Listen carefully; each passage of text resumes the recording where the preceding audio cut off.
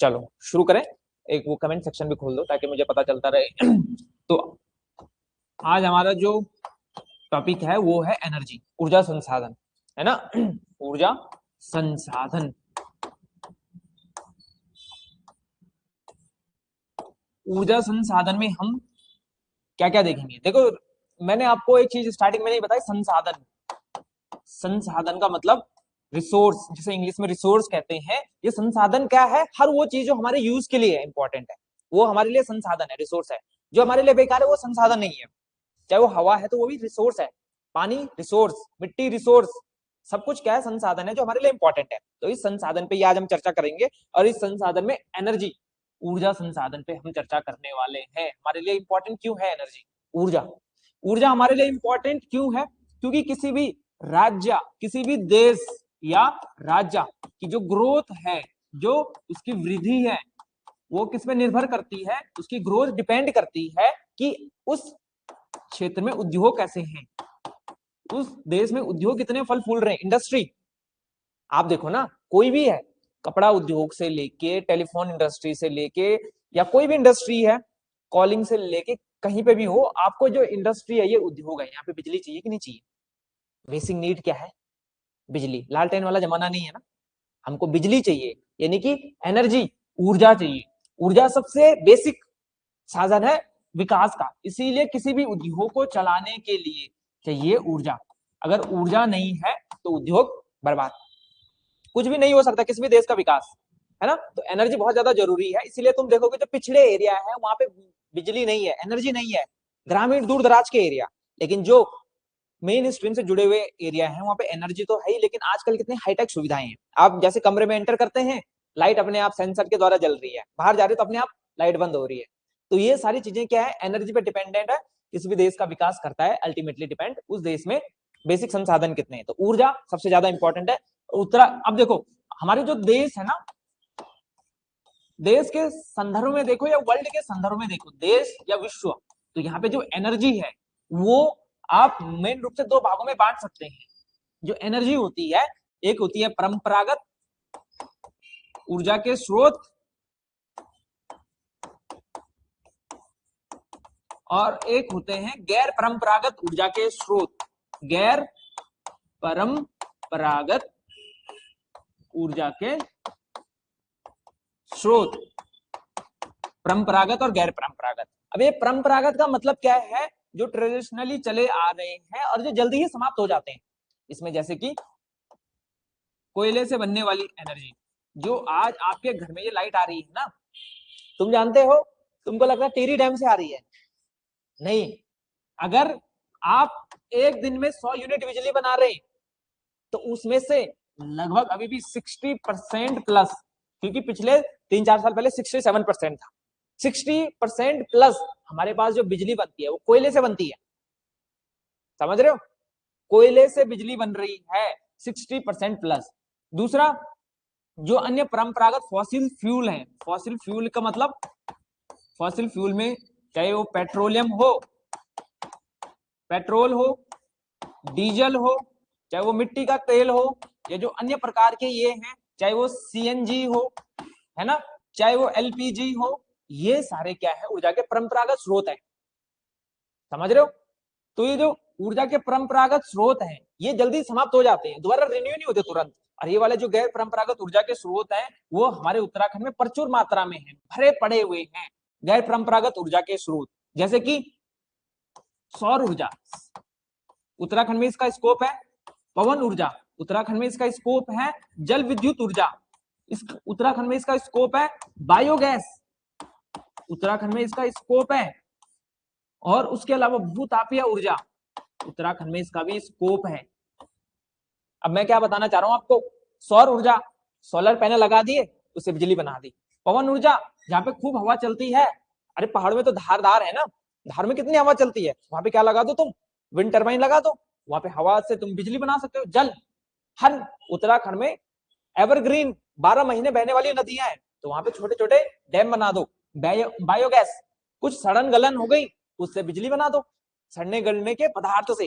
अरे तुम्हारे घर में जो कचरा है, कूड़ा है, रोटी सब्जी जो सड़ रही है, उसको तुम अगर एक डिब्बे में रखो और उसको बंद कर दो, उसको उसके अंदर से तुम गैसेस निकाल सकते हो और उससे बिजली बना सकते हो, है कि नहीं है? मीथेन बनती है कि नहीं बनती है? मीथेन इसी प्रकार से बनती है, बायोगैस इसी प्रकार से, और भूतापीय ऊर्जा, बद्रीनाथ में देखा तुमने तप्त कुंड है, यमुनोत्री में गर्म कुंड है, तो वो कहां से है? नीचे से गर्म हवा आ रही है और पानी में मिल रही है और पानी को गर्म कर रही है कि नहीं है? तो जो गर्मी है जमीन की, उससे भी हम बिजली बना सकते हैं, है ना? तो भूताप से हम बिजली बना सकते हैं।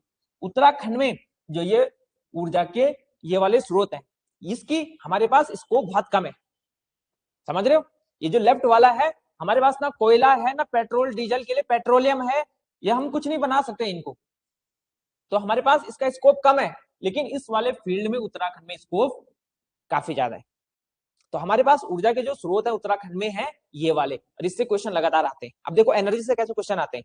एक तो आएगा सौर ऊर्जा से क्वेश्चन कि सोलर मिशन कौन कौन से चल रहे हैं, मुख्यमंत्री सौर ऊर्जा, उस पर भी हम चर्चा करेंगे आने वाले लेक्चर में, है ना? पवन ऊर्जा से रिलेटेड उत्तराखंड में क्या काम हो रहा है, जल ऊर्जा सबसे ज्यादा क्वेश्चन इससे आते हैं, बायोगैस से क्वेश्चन आते हैं कि बायोगैस में अगर हमने कुछ किया होगा हाल ही में, है ना? और सबसे ज्यादा आजकल जो हॉट टॉपिक है वो भूतापीय ऊर्जा है, उत्तराखंड इसमें भी काम कर रहा है भूतापीय एनर्जी में, है ना? क्योंकि आपने देखा होगा बद्रीनाथ में हम क्या बना रहे हैं, एक प्लांट बना रहे हैं जिससे कि हम बिजली बना सकते हैं, बद्रीनाथ काफी डेवलप हो चुका है हाल ही में, तो इसीलिए तो हम परंपरागत ऊर्जा के गैर परंपरागत स्रोत पे इस पे चर्चा करेंगे, है ना? गैर परंपरागत ऊर्जा के जो आजकल के ट्रेंड है इस पे, और इसमें भी उत्तराखंड में सबसे ज्यादा, सबसे पहले जल विद्युत, पहला सबसे कौन सा, जल विद्युत, फिर हम और चीजों पे भी आएंगे, जल विद्युत पे। अच्छा ये जल विद्युत है मित्रों, इसके लिए उत्तराखंड में पहले से ही स्कोप था, 1962 से ही जब जवाहरलाल नेहरू उत्तराखंड में आए तो उन्होंने उत्तराखंड में विजिट किया, तो एक बार वो टिहरी में गए और वहां पे टिहरी में पुराने टिहरी को देखते देखते उन्होंने कहा कि यहाँ पे तो अच्छा डैम बन सकता है, डैम बना, इसीलिए उत्तराखंड में धीरे धीरे धीरे डैम बनना शुरू हुए 1960 के बाद से, बहुत सारे डैम है उत्तराखंड में। तब उसको कंट्रोल करने के लिए कुछ तो चाहिए होगा, जैसे बच्चे को अगर ऐसे छोड़ दिया जाए तो वो आवारा हो जाएगा, है कि नहीं है? जैसे स्कूल में अगर तुम लोगों को कूटा नहीं गया होता, पीटा नहीं गया था, कंट्रोल में नहीं रखा गया होता, तुम हो सकता है आज कुछ उल्टी सीधी हरकत कर रहे होते, समाज में एक सामाजिक प्राणी नहीं होता। इसका मतलब क्या है, नियंत्रण। ये जो जल विद्युत है इसका, इसको नियंत्रण में रखने के लिए, कंट्रोल में रखने के लिए हमारे पास कुछ संस्थाएं होनी चाहिए, तो आज हम उससे शुरू करेंगे संस्थाएं। तो कुछ संस्थाएं हैं जिनके माध्यम से उत्तराखंड में जल विद्युत का संचालन होता है। जल विद्युत का संचालन उत्तराखंड में मैं 3 संस्थाओं के माध्यम से बता रहा हूं आपको, जो सबसे ज्यादा इंपॉर्टेंट है। पहले तो 9 नवंबर को उत्तराखंड की स्थापना हुई 2000 में, उस समय तक हम उत्तर प्रदेश में थे। उसके बाद जब उत्तराखंड यूपी से अलग हुआ तो हमारा जो ऊर्जा विभाग है, डिपार्टमेंट ऑफ एनर्जी, ऊर्जा का विभाग, department of energy UP government से 2001 में हमको मिल गया 1 जनवरी तक, ठीक है? अब इस ऊर्जा विभाग के तहत फिर अब हमने कुछ कंपनियां बनाई, क्या बनाई, कॉर्पोरेशन बनाई, कुछ कंपनियां बनाई। तो सबसे पहले हमने बनाया उत्तराखंड विद्युत निगम, 2001 में कंपनी बनाई, ठीक है? 2001 में जब एक कंपनी बनाई तो इसके अंतर्गत अब हम 3 कंपनियां पढ़ेंगे, 3 कंपनियां इसके अधीन होंगी जो अलग अलग काम करेंगे। फॉर माना, पहले ये देखो, ये तुम्हारा घर है, ठीक है? यहाँ पे तुम्हारे घर में माना यहाँ पे बिजली का तार है, अब यहाँ से बिजली आ रही होगी कहीं से, माना ये बड़ा एक पावर ट्रांसमिशन की लाइन है, यहाँ से तुम्हारे घर में बिजली आ रही है, और माना यहाँ पे ये नदी है और यहाँ पे ये डैम बन रखा है, और इस डैम में यहाँ पे ये डैम बन रखा है और यहाँ पे नीचे पावर हाउस है, और यहाँ से ये बिजली यहाँ आ रही है। तो बिजली डैम में बनी, उसके बाद ट्रांसमिशन के थ्रू आपके घर तक पहुंची। तो उत्तराखंड में इसके लिए हमने 3 अलग अलग कंपनियां बनाई, समझ रहे हो? 3 कंपनियां, एक का काम क्या होगा, ये बिजली बनाने का देखरेख करेगी, एक कंपनी यहाँ पे ए स्थान पे होगी जो बिजली जहाँ पे बन रही है उसके देखरेख का काम करेगी, किसको बिजली बनानी है किसको नहीं बनानी है उसका ऑर्डर देगी। दूसरी बी कंपनी होगी जो यहां से लेके और यहां तक बिजली का क्या करेगी, ट्रांसफर करेगी। अरे बड़े बड़े तार बनाएगी, ये देखे तुमने पहाड़ों पे लंबे लंबे तार, टावर के जैसे वो खंबे होते हैं और उस पर मोटे मोटे तार होते हैं, बोलते इतने 1000 वोल्ट की ये लाइन जा रही है। तो दूसरे नंबर पे कौन सी होगी, एक कंपनी होगी जो उपभोक्ताओं तक, सॉरी, एक जगह से दूसरी जगह तक बिजली पहुंचाएगी। और तीसरे नंबर पे एक और कंपनी होगी जो आपके घरों तक बिजली पहुंचाएगी। समझ रहे हो? तो 3 कंपनियां मुख्य रूप से उत्तराखंड में हैं। एक क्या करेगी, बिजली का उत्पादन देखेगी, दूसरी कंपनी बिजली का ट्रांसफर करेगी, और तीसरा बिजली का ट्रांसफर करके तीसरी कंपनी को देगी और ये आपके घरों तक बिजली पहुंचाएगी। बीच में ये विद्युत गृह होंगे, ये विद्युत घर होंगे हर जिले में, और वहां से क्या होगा, ये बिजली आपके घर तक पहुंचेगी। मेन पावर लाइन होगी हर डिस्ट्रिक्ट में। समझ रहे हो? तो अब कैसे होता है ना बिजली का काम इन 3 कंपनियों के माध्यम से हमने 2001 से धीरे धीरे कंपनियां बनाना शुरू की। और 2001 में हमने, जैसे कि मैंने कहा कि हमने थोड़ी देर पहले मैंने बताया था ना, उत्तराखंड विद्युत निगम बनाया, यानी कि इसको इंग्लिश में लिखूं अभी तो अभी देखो 2001 में हमने एक कंपनी बनाई जिसका नाम रखा उत्तराखंड विद्युत निगम, है ना। अब उत्तराखंड विद्युत निगम का मतलब क्या है कि उत्तराखंड के लिए जो इलेक्ट्रिसिटी है, यूएसी कह सकते हैं, उत्तरांचल विद्युत निगम कह सकते हैं, स्टार्टिंग में 2001 में। तो जो कंपनी बनी तो इसके अधीन हमने 3 कंपनियां रखी। उत्तराखंड विद्युत निगम के अधीन हमने 3 कंपनियां रखी। सबसे पहले तो एक रखी उत्तराखंड जल विद्युत निगम, एक कंपनी क्या रखी हमने, उत्तराखंड जल विद्युत निगम, उत्तराखंड जल विद्युत निगम, यूजीवीएनएल कहते हैं जिसे आप, है ना, सुना ही होगा आपने यूजीवीएनएल। और इसको हिंदी में एक और एक्रोनिम है इसका, उज्ज्वल। क्या नाम है इसका? उज्ज्वल, उत्तराखंड जल विद्युत निगम। एक कंपनी ये बनाई गई, दूसरा एक और बनाई गई, एक विद्युत पारेषण के लिए, जिसे आपने नाम दिया पीटीसीयूएल, पिटकुल, नाम सुना होगा आपने, है ना। तो एक यूजेबीएल बनी, एक पिटकुल बनी, और एक और बनी जो आपके घर के मीटर के बिल अगर आपने देखे होंगे तो उसपे यूपीसीएल लिखा रहता है ना, यूपीसीएल लिखा रहता है। तो 3 प्रकार के हमने कंपनियां बनाई उत्तराखंड में। अब देखो मैंने जैसे कहा ना, इस फोटो को देखो, तो इसी फोटो पे हम आगे इन कंपनियों को देखेंगे इस तरह से, यहां से लेके यहां तक। तो यहाँ पे देखो, ये उत्तराखंड जल विद्युत निगम है, इसका काम वही था मैंने जैसे थोड़ी देर पहले बनाया कि जो भी बिजली है उसका उत्पादन, बिजली का उत्पादन किसको देना है, मतलब अब बिजली का उत्पादन देना तो इस कंपनी से आपको अप्रूवल लेना पड़ेगा। माना आपके घर में छोटी गार्ड है, आपको क्या बनाना है, वहां पे बिजली का संयंत्र लगाना है प्राइवेट रूप से अपना, तो आपको क्या करना पड़ेगा, उत्तराखंड जल विद्युत निगम में जाना पड़ेगा। तो ये आपको देगा, एक ऑर्डर देगा कि आप उसके तहत बिजली बना सकते हो, आपको इतने साल में इतने इतने टैक्स देने हैं, इतने साल तक आपका टैक्स फ्री रहेगा। या फिर कोई और कंपनी आगे देश विदेश से, सतलुज विद्युत निगम है, बाहर की कंपनी है, टिहरी डैम के लिए टीएचडीसी कंपनी है वो आ गई, या कोई और राज्य आ गया, या केंद्र हमारे राज्य का ही कोई सरकारी विभाग चाहता है बिजली बनाना, तो उसके लिए जो अप्रूवल देगा उत्तराखंड जल विद्युत निगम देगा।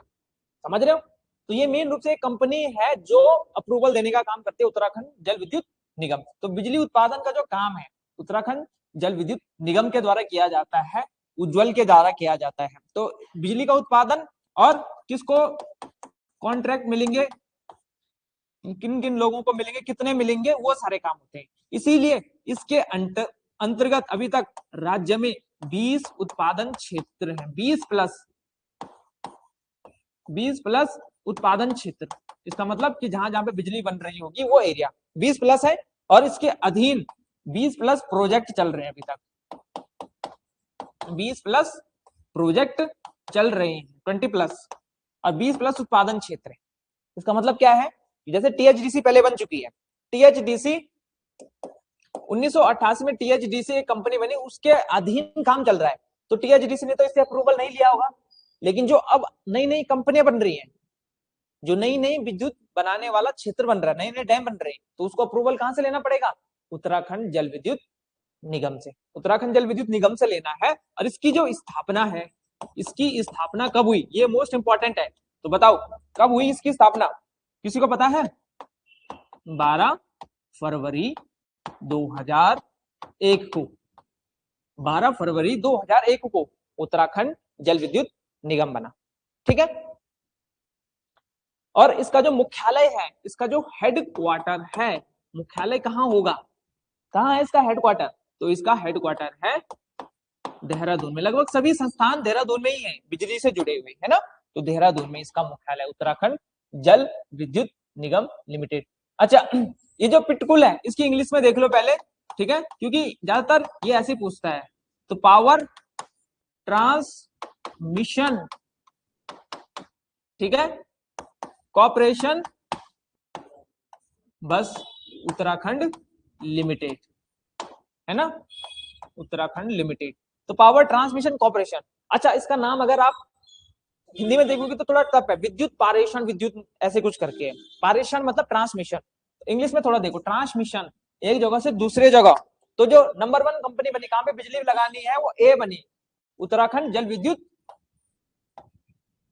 विद्युत निगम लिमिटेड, UJVNL, जिसे उज्जवल कहते हैं। अभी एक जगह से दूसरी जगह पे बिजली लेके जानी है, तो उसके लिए कौन सी कंपनी बनी, उस कंपनी का नाम रखा हमने क्या, power transmission corporation Uttarakhand limited. PTCUL, PTCUL, तो पिटकुल का काम क्या होगा कि जिस जगह पे भी बिजली बन रही है उसको दूसरी जगह तक लेके जाना, बड़ी बड़ी ट्रांसमिशन की लाइन, ग्रिड बनाना। ग्रिड क्या होता है ना, एक बहुत सारे तारों का अलग अलग स्टेशन को जोड़कर एक एरिया, जहां से तार एक जगह से दूसरी जगह जा रहे हैं, उसको ग्रिड कहते हैं। समझ रहे हो, भारत में 5 ग्रिड है। अभी कितने ग्रिड है भारत में, 5 ग्रिड। ये जो ग्रिड है भारत में 5 ग्रिड है, उसमें से एक ग्रिड में हम आते हैं, उत्तराखंड में अपना क्षेत्रीय ग्रिड बनाने का प्रयास कर रहे हैं। ग्रिड का मतलब कि माना ये उत्तराखंड है, पिथौरागढ़ में भी यहाँ पे भी बिजली पहुंचानी है, देहरादून में भी बिजली पहुंचानी है, उधम सिंह नगर, तो हर जगह बिजली पहुंचानी है। तो क्या करेंगे, ये तार है, इनका जाल एक जगह से दूसरी जगह, तो ये एक हिसाब से ग्रिड बन गया। समझ रहे हो, एक जगह से दूसरी जगह तक, तो बड़े बड़े स्टेशनों को, सब स्टेशन को जोड़ने का काम करते हैं ग्रिड के अधीन। अभी जो पिटकुल है, इसका काम क्या है, तो बिजली का क्या करना, पारेषण, पारेषण मतलब ट्रांसफर करना, हाँ, ट्रांसमिशन कह सकते हैं आप, ट्रांसफर करना, एक स्थान से दूसरी जगह बिजली को लेके जाना तारों के माध्यम से। तो उसके लिए जो सारा सेटअप होगा वो पिटकुल के अंतर्गत आएगा। मतलब क्या होगा कि कहीं पे बिजली का तार टूट गया, बड़ा वाला जोन है माना, और जो लंबे लंबे तार हैं, जो लंबे लंबे स्टेशन हैं, उस पर कहीं पे नुकसान होता है, तो वो कौन करेगा, पिटकुल। पिटकुल उसको रिजॉल्व करेगा। तो पिटकुल बिजली पारेषण के जुड़े हुए जो भी मुद्दे हैं उस पर काम करेगा, यानी कि एक जगह से दूसरी जगह बिजली ले जाने का काम करेगा। कौन, पिटकुल। इसकी जो स्थापना है, इसकी स्थापना इंपॉर्टेंट है, इसकी स्थापना हुई 2004 में। जो पिटकुल है 2004 में बना, एज कंपेयर टू उत्तराखंड जल विद्युत निगम, ये बना 2001 में 12 फरवरी को, और 2004 को बना पिटकुल।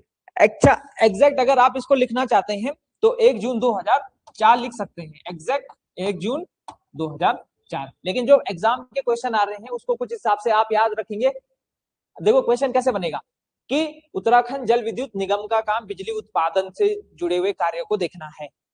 इसकी पहला स्टेटमेंट आएगा, दूसरा स्टेटमेंट आएगा कि इसकी स्थापना 12 फरवरी 2001 को हुई।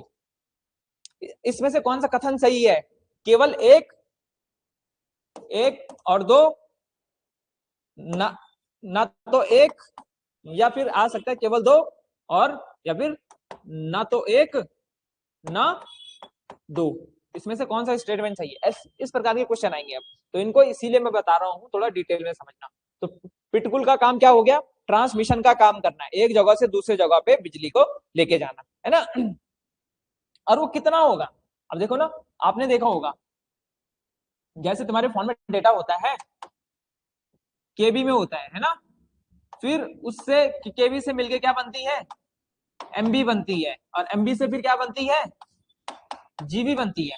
होता है या नहीं होता है ना, किलोबाइट, मेगाबाइट, गीगाबाइट। उसी प्रकार से बिजली भी होती है, बिजली भी ठीक ऐसी होती है, किलोवाट, फिर मेगावाट, और फिर गीगावाट।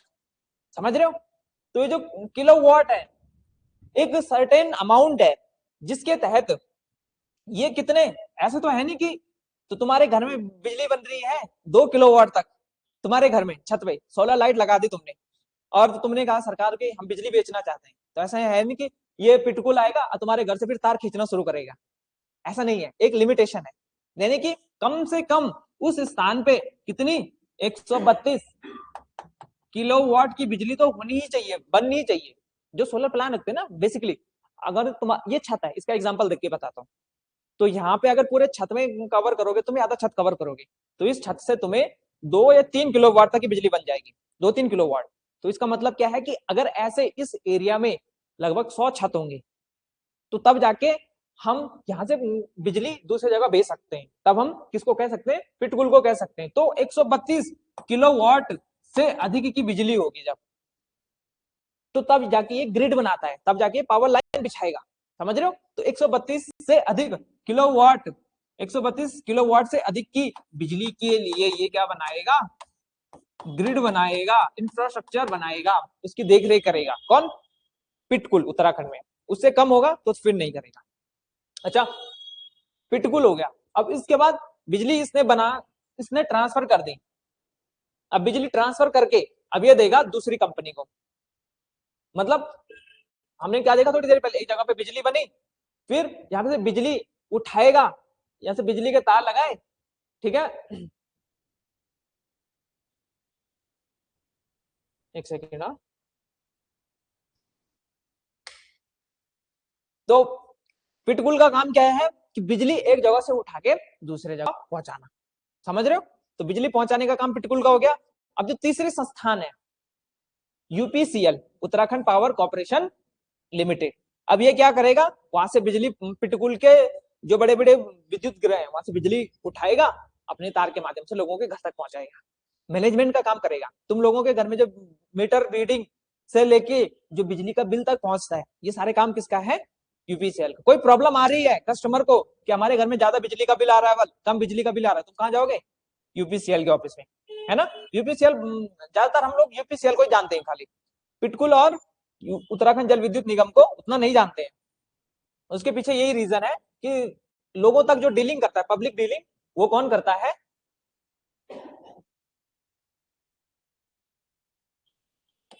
तो 3 कंपनियां बताई हमने, एक बनी उत्तराखंड जल विद्युत निगम लिमिटेड, एक बनी कौन सी, पिटकुल, और तीसरी जो कंपनी बनी वो बनी उत्तराखंड पावर कॉर्पोरेशन लिमिटेड। अच्छा, ये उत्तराखंड पावर कॉर्पोरेशन लिमिटेड है, इसका काम क्या होगा कि घरों तक बिजली पहुंचाना, बिजली पहुंचाना, है ना। जो भी ग्राहक होंगे, ग्राहकों की समस्या को देखना। और अभी तक आपने देखे हाल ही में स्मार्ट मीटर लगे कि नहीं लगे, घर में अब स्मार्ट मीटर लग रहे हैं ना आपके, तो जो स्मार्ट मीटर लग रहे हैं इनके देखरेख का काम भी फिलहाल इसी के अधीन होगा, है ना।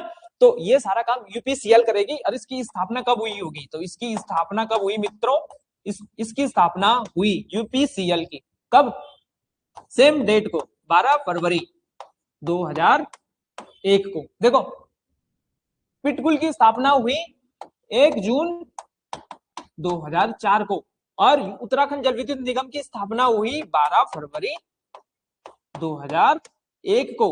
तो दो संस्थाओं की स्थापना सेम टाइम पे हुई, उत्तराखंड जल विद्युत निगम और उत्तराखंड पावर कॉर्पोरेशन लिमिटेड, ठीक है। तो 2001 में सिम की स्थापना, 2004 में पिटकुल की स्थापना। इसका काम उत्पादन को देखना है, इसका काम ट्रांसफर करने का है, और इसका जो काम है, ये इसका काम है लोगों के घर तक बिजली पहुंचाने का, ठीक है। तो समझ में आई इतनी चीज, मैंने आपको जो बताने का प्रयास किया है ना। तो उत्तराखंड पावर कॉर्पोरेशन लिमिटेड। अच्छा, हमने थोड़ी देर पहले यहाँ पे चर्चा की थी कि ये जो देखेगा इसके कंट्रोल में कितना होगा, 132 किलोवाट से अधिक के स्टेशन ये देखता है, बिजली पहुंचाने का काम ये करता है। लेकिन इससे कम, 0 से लेके 132 किलोवाट तक का जो बिजली का काम होगा वो किसके द्वारा होगा, यूपीसीएल के द्वारा, है ना। ये भी देहरादून में ही है, तो लगभग सारे संस्थान आपको देहरादून में ही देखने को मिलेंगे। अच्छा, ये जो संस्थान है ये तो है बिजली से जुड़े हुए, है ना। तो थोड़ी देर पहले हमने क्या देखा कि हम उत्तराखंड में अभी किस पे चर्चा कर रहे हैं, विद्युत पे चर्चा कर रहे हैं, और ये जल विद्युत पे चर्चा कर रहे हैं, ये जल विद्युत से जुड़े हुए हैं। लेकिन एक और एनर्जी के सोर्स अब और भी तो आ रहा है, जो हमने उस समय देखा था, हमने दो भागों में बांटा था ना, ये जो गैर परंपरागत स्रोत थे, ये जो गैर परंपरागत स्रोत थे, इसमें हमने क्या देखा था, हमने सौर भी देखा था, हमने पवन ऊर्जा भी देखा था, हमने इसमें बायोगैस भी देखा था, हमने इसमें अन्य प्रकार के एनर्जी के सोर्स भी तो देखे थे कि नहीं देखे थे। तो हमने इसमें जो अन्य सोर्स देखे थे, इसमें हमने जल विद्युत के लिए तो ये कर दिया, जल विद्युत के लिए कंपनी बना दी, लेकिन और भी तो ये एनर्जी के नए नए सोर्स आ रहे हैं हमारे पास। अब धीरे धीरे अब हम पवन ऊर्जा के क्षेत्र में भी उत्तराखंड आगे काम करेगा, धीरे धीरे उत्तराखंड सौर ऊर्जा के क्षेत्र में भी काम कर रहा है। प्रधानमंत्री सोलर मिशन चल रहा है ना। आपको अगर 2 लाख का आपका सोलर प्लांट लग रहा है, तो उसमें से लगभग क्या कहते हैं मेरे को 50 से 40% की सब्सिडी गवर्नमेंट दे रही है, तो 60-70 हजार का आपका खर्चा बच जाएगा। तो 1-20-30 में आपको क्या मिल जाएगा, 2-3 किलोवाट का सोलर पैनल मिल जाएगा। तो ये जो सौर है, पवन ऊर्जा है, बायोगैस है, या फिर भूतापीय ऊर्जा है, इनके लिए भी तो अब नए नए सेक्टर उठ रहे हैं ये। तो सरकार ने जब उत्तराखंड बना, उसी समय हमने एक और संस्था बनाई इन सबके लिए भी एक संस्था बनाई। देखो, केवल जल विद्युत के लिए बनाई ये संस्थाएं 3, उत्तराखंड जल विद्युत निगम, पिटकुल, यूपीसीएल। लेकिन अभी जो और नई एनर्जी है ना, तो इनके लिए हमने बनाई एक उरेडा करके संस्था। क्या बनाई, उरेडा। उरेडा के जो फुल फॉर्म है, उरेडा है उत्तराखंड रिन्यूएबल, ठीक है, एनर्जी डेवलपमेंट अथॉरिटी। देखो स्पेलिंग देख लेना, थोड़ा सा ऊपर नीचे हो सकती है, क्योंकि मैं अभी स्पेलिंग पे। UREDA, Uttarakhand renewable energy development authority, ये क्या है, उत्तराखंड जो सरकार है उसके अधीन एक है तो सरकारी संस्था। कैसी संस्था है, सरकारी संस्था, लेकिन सहकारिता के तौर पे, यानी कि सबके साथ मिलकर काम करेगी सहकारिता के तौर पे। सहकारिता का मतलब होता है तुम सब लोगों ने ग्रुप बना दिया और तुमने कोई बिजनेस खोल दिया, माना तुम लोग नोट्स, जो ये देहरादून में करणपुर में नोट है, जो नोट्स मिलते हैं उनका तुमने एक सप्लाई चेन बना दिया तुम सबने मिलके, है ना। तो उसी प्रकार से ये उरेडा भी क्या करेगी, मिलके काम करेगी, सहकारिता के आधार पे काम करेगी। एक सरकारी संस्था है, किसके अधीन है, उत्तराखंड सरकार के अधीन। उत्तराखंड सरकार के अधीन एक सहकारी संस्था है। तो इसका मतलब क्या है, ये रिन्यूएबल एनर्जी पे काम करेगी। ये सारी रिन्यूएबल एनर्जी तो है जिसपे हमने चर्चा की, तो रिन्यूएबल एनर्जी को बढ़ाने के लिए काम करेगी उरेडा। तो जो रिन्यूएबल एनर्जी है उसके लिए जो संस्था बनी है उत्तराखंड में, उरेडा की स्थापना हुई है। ठीक है मित्रों, और उरेडा की जो स्थापना हुई है, इसको याद रखना आपको। एक तो इसकी स्थापना कब हुई है, कब, क्या बोल रहे हो, 2003 नहीं, 2003 में नहीं हुई है, 2000 जुलाई 2001 को, जुलाई 2001 को। 2003 में कहीं पे मैंने देखा था शायद पुरानी किसी बुक्स में, है ना।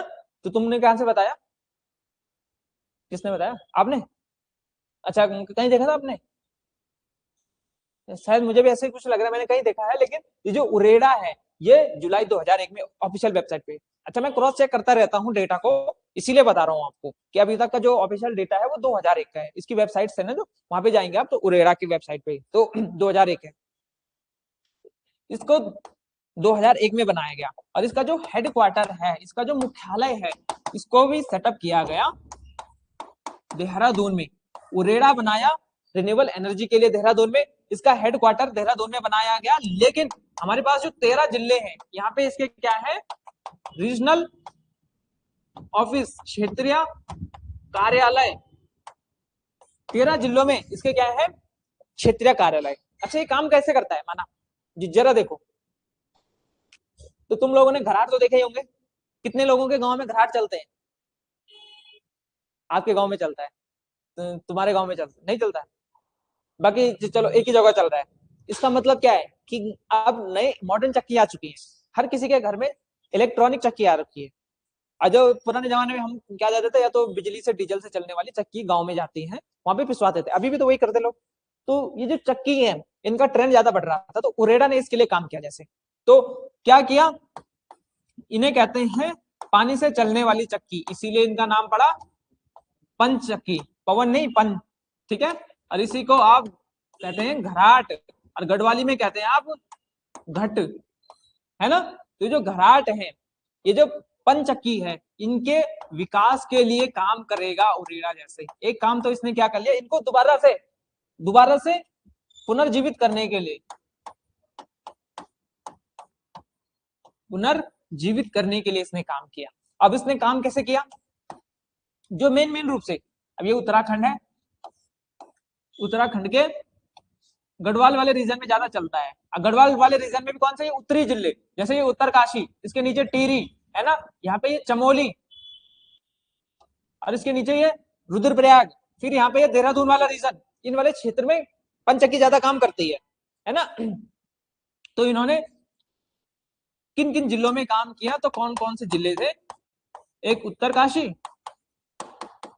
दूसरा उसी के बगल में टिहरी, फिर रुद्रप्रयाग, और उसी के बगल में चमोली, और एक और जिला देहरादून।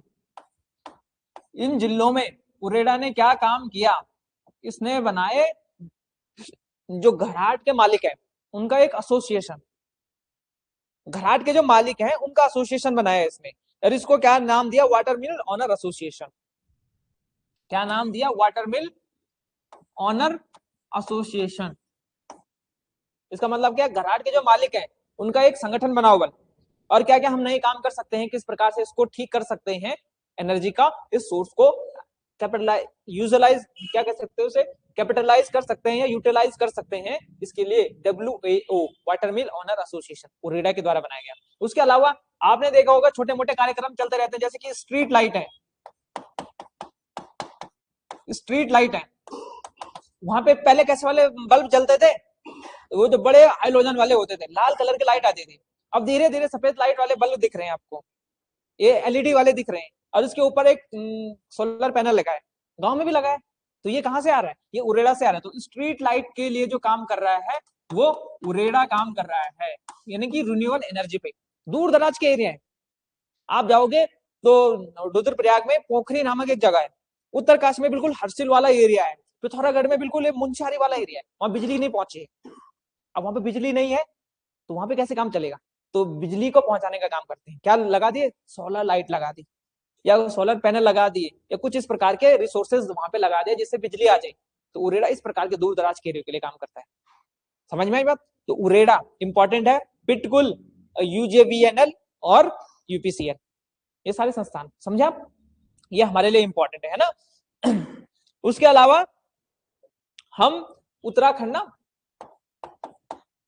500 मेगावाट, मैंने अभी थोड़ी देर पहले बताया ना, ये यूनिट आपको याद रखनी चाहिए कि किसी भी फील्ड में आपको काम आएगी।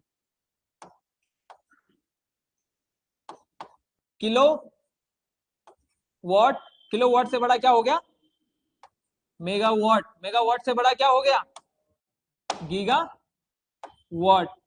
और फिर अगर इसको भी और अगर करेंगे तो टेरा वाट, है ना। फिर टेरा, पेटा, एक्सा, जियो, हेक्सा, ये सारे इंपॉर्टेंट है, लेकिन इतना आपको याद रखना है। तो किलोवाट, जैसे नेट के संदर्भ में मैंने बताया था आपको, केबी से लेके, केबी से बड़ा MB, और फिर MB से बड़ा GB, फिर TB, फिर PB, कुल मिला के ये किलो, किलो मतलब 1000, तो 1000 बाइट या 1000 वाट, फिर MB, तो 1000 को गुणा 1000 कर दो, तो उसको इस प्रकार से उसकी डिजिट बढ़ती जाएगी। खैर उस पर नहीं जाएंगे। तो देखो इसने 500 मेगावाट, 500 मेगावाट की टारगेट रखा, किसने, उरेडा ने। 2018 तक, ये पुराना डेटा है ना, कि हम क्या करेंगे, रिन्यूएबल एनर्जी में इतना काम करेंगे। अभी जो उत्तराखंड सरकार का बजट में जो है उस पर भी हम चर्चा करेंगे, उत्तराखंड सरकार किस प्रकार से एनर्जी को बढ़ावा दे रही है, ठीक है। तो फिलहाल के लिए ये था। अच्छा, ये जो पंचक्की है इसके लिए उरेडा ने तो काम किया ही किया, सरकार ने भी काम किया, गवर्नमेंट ऑफ उत्तराखंड ने, गवर्नमेंट ने भी काम किया, सरकार ने भी, पंचक्की को बढ़ावा देने के लिए। इससे एग्जाम में क्वेश्चन आ जाता है। तो घराट को सरकार ने क्या किया, घराट को लघु घराट को लघु उद्योग का दर्जा दिया, घराट को दिया लघु उद्योग का दर्जा। लघु उद्योग का मतलब क्या है कि अब आप इसको जब उद्योग में लेके आओगे तो आपको इजीली लोन मिलेगा। अरे घराट को सही करना है, उसको जो पत्थर है उसको सही करना है, उसके लिए लोन भी तो चाहिए। और इससे पहले ये उद्योग में था नहीं तो इसके लिए लोन नहीं मिल पाता था, इसकी जो गवर्नमेंट के सब्सिडीज हैं, बेनिफिट है, वो नहीं मिल पाते थे। इसीलिए सरकार ने इसको लघु उद्योग का दर्जा दिया अप्रैल 2001 में, समझे? 2001 में सरकार ने इसको दर्जा दिया लघु उद्योग का। किसको? घराटों को, है ना। तो अप्रैल 2001 में पंचक्की को लघु उद्योग का दर्जा मिल चुका है उत्तराखंड में। तो कुछ इस प्रकार से हमारे घराट और उरेडा से जुड़ा हुआ ये डेटा है। उसके बाद एक और संस्था है उत्तराखंड विद्युत नियामक आयोग, उत्तराखंड विद्युत नियामक आयोग, एक और संस्था बनाई हमने। ये सारी कंपनियां हैं, अब ये संस्था है, ये कंट्रोल करने वाली है। नियामक का मतलब होता है रेगुलेटरी अथॉरिटी होगी ये। तो एक आयोग बनाया उत्तराखंड में हमने। ये आयोग का जो मेन रूप से काम क्या होगा कि जो अलग अलग कंपनियां हैं उत्तराखंड में, जो यूपीसीएल है माना, वो आजकल रेट का चल रहा है 7-8 रुपए चल रहा है ना एक यूनिट का रेट, 6 रुपए 6-7 रुपए मान लो, है ना। अलग अलग रेट है और फिर अलग अलग होता है। घरों के लिए अलग है, जो उद्योग हैं उनके लिए अलग रेट होता है, जो दुकानदार है उनके लिए अलग रेट होता है, जो सिंचाई कर रहा है उसके लिए अलग अलग रेट होते हैं। तो जो रेट है इस पे यूपीसीएल मनमानी ना करे, समझ रहे हो। इसमें जो कंपनियां हैं, जो वितरण करने वाली कंपनियां हैं, ये कंपनियां क्या ना करें, मनमानी। मनमानी किसमें? प्राइस डिसाइड करने में। प्राइस, ये जो कीमत है इसको कहीं बहुत ज्यादा ना बढ़ा दे। तो इसको कंट्रोल में लाने के लिए हमने एक आयोग बनाया, उत्तराखंड विद्युत नियामक आयोग, ठीक है। तो इस आयोग का मेन रूप से काम क्या है? Check and control. किस पे? अन्य कंपनियों पे, कि अपने हिसाब से मनमानी ना करें, ठीक है। तो इनके लिए उत्तराखंड विद्युत नियामक आयोग बनाए कि जो दरें हैं वो ठीक रही। ऐसा नहीं हो कि सीधा अगले महीने यूपीसीएल की मनमानी चल रही है और यूपीसीएल ने 15 रुपए कर दिया सीधा एक यूनिट का। अब आपका बिजली का बिल ही सीधा हजारों में आ रहा है, 10-10 हजार बिजली का बिल आ रहा है। तो उसमें कंट्रोल करने के लिए, है ना। उसके अलावा हम सोच रहे हैं पावर ग्रिड कॉर्पोरेशन बनाए। Power grid corporation, power grid corporation बनाए। पावर ग्रिड जो कॉर्पोरेशन है, पावर ग्रिड कॉर्पोरेशन का मतलब क्या है कि हम अपना एक ग्रिड बनाना चाहते हैं। अपने ग्रिड का मतलब फायदा क्या होता है? अब जैसे ये उत्तराखंड है, अब हम माना ये दिल्ली के ग्रिड, ये दिल्ली है यहाँ पे, इसके ये इसका मेन ग्रिड है माना दिल्ली में नॉर्थ वाला। अब यहां से क्या होगा, यहां तक ग्रिड लाइन बनेगी और अलग अलग जगह इस प्रकार से सप्लाई हो रही है अलग अलग जगह पे। तो इससे नुकसान क्या होता है कि जो बिजली है उसका लॉस बहुत ज्यादा होता है। सेंट्रलाइज जगह से दूसरी जगह जाने में आपने देखा होगा ना, जो लाइन होती है, वो जो तार होती है, वो कितना ज्यादा बिजली का लॉस करती है। तो उस लॉस को कम करने के लिए और अपना कंट्रोल, अपना मैकेनिज्म खुद के हाथ में लेने के लिए हम एक पावर ग्रिड बना रहे हैं उत्तराखंड में। अभी इस पे काम चल ही रहा है, अभी तक बनी नहीं है, लेकिन उससे पहले छोटे छोटे 2-3 जगह पे छोटे छोटे पावर ग्रिड बनाने का काम किया है हमने। जैसे कि अभी मैं आपको दिखाता हूं, हमने रुड़की, उधम सिंह नगर में किच्छा, हाँ रुड़की आपको हरिद्वार में है, उधम सिंह नगर में किच्छा है और पिथौरागढ़, इन 3 जगह पे छोटे छोटे पावर ग्रिड बनाने का काम कर दिया है। 3 स्टेशन बनाने का काम कर दिया है, 3 सब स्टेशन बनाने का काम कर दिया है। सब स्टेशन का मतलब ये जो, हाँ एक यहाँ पे, एक यहाँ पे बीच में बना दिया और दूर दराज के लिए यहाँ पे 3 सब स्टेशन बिजली के लिए। तो कुछ इस प्रकार से हम इन संस्थाओं के माध्यम से आगे कार्यक्रम करेंगे। अच्छा, आपके लिए हैवी ना हो जाए तो थोड़ा हल्का हल्का ही रखते हैं आज, है ना। तो कल इस पे और डिटेल में जाएंगे। और देखो ये जो किताब है मैं आपको जो नोट्स दे रहा हूँ ये थोड़ा सा अंतर बता देता हूँ आपको, बुक से पढ़ने में और नोट्स पढ़ने में क्या अंतर आएगा आपको।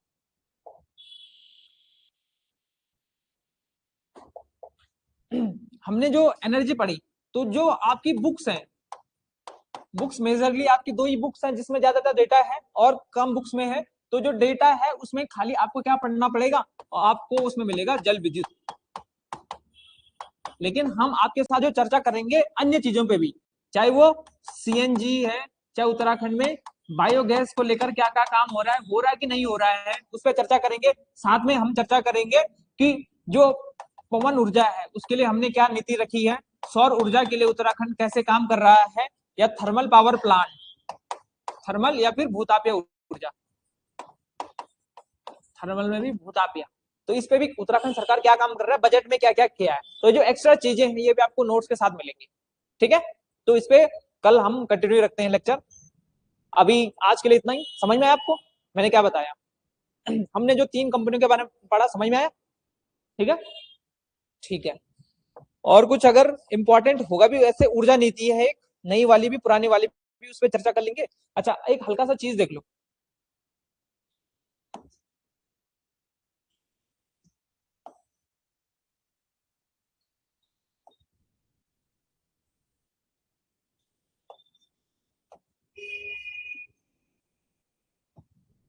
ये हल्का सा देख लो कुछ इस प्रकार से, ये नॉर्थ इंडिया है,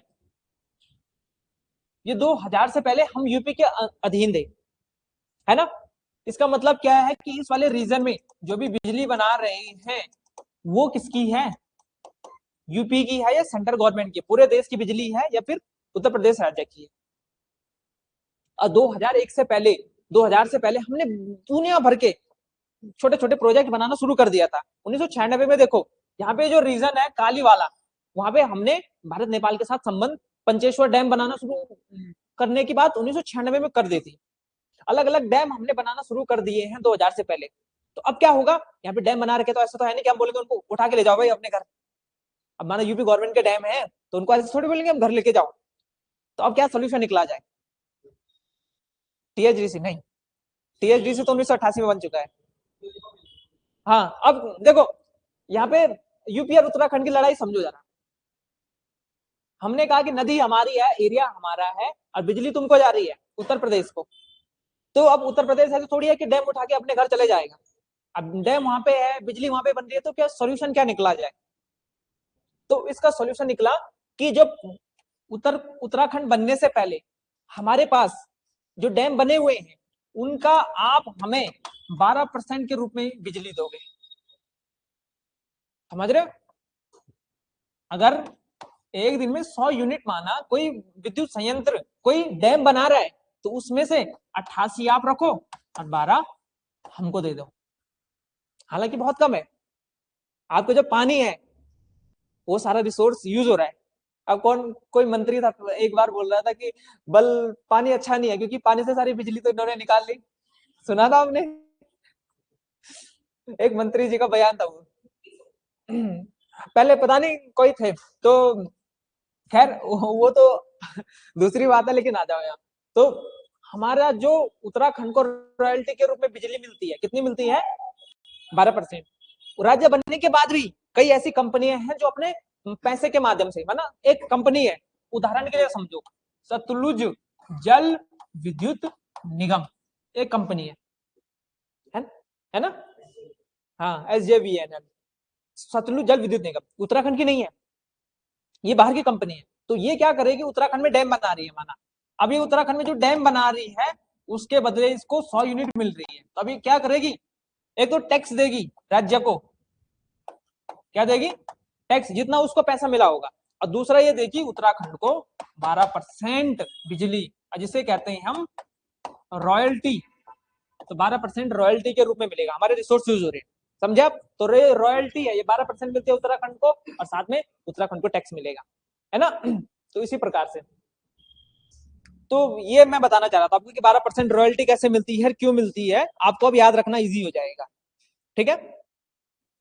तो आज के लिए इस क्लास को इतना ही रखते हैं, कि कल थोड़ा सा और डिटेल में, कल हम प्रमुख योजनाओं पे आएंगे, तो इनको एक बार पढ़ लेना, जैसे आपने पढ़े होंगे थोड़ा बहुत, है ना, कि ग्लोगी, व्यासी, कुछ नई परियोजनाएं हैं। और मैं आपको साथ में ये भी बताता हुआ चलूंगा कि जो हाल ही में 1-2 साल में बजट में थी, वो हमारे लिए इंपॉर्टेंट है, उस पर चर्चा करेंगे। क्यों? क्योंकि एग्जाम ओरिएंटेड कौन सी है, कौन सी नहीं है। सरकार ने अभी हाल ही में कुछ परियोजनाओं के लिए पैसा अलोकेट किया है, तो वो कौन सी परियोजनाएं हैं, ब्यासी से लेकर लोहारी तक और नैनीताल तक की जो जल विद्युत परियोजनाएं, उन पे सब पे चर्चा करेंगे, है ना, जो इंपॉर्टेंट भी है और जो पुरानी भी है, जिससे संभावना सबसे ज्यादा है, टीडी डैम से कितने क्वेश्चन आते हैं, किससे कितने क्वेश्चन नहीं आते, उस पर सारे पे चर्चा करेंगे। चलो सर, प्लीज नोट सेंड कर देना। हाँ ठीक है राखी जी, रामपाल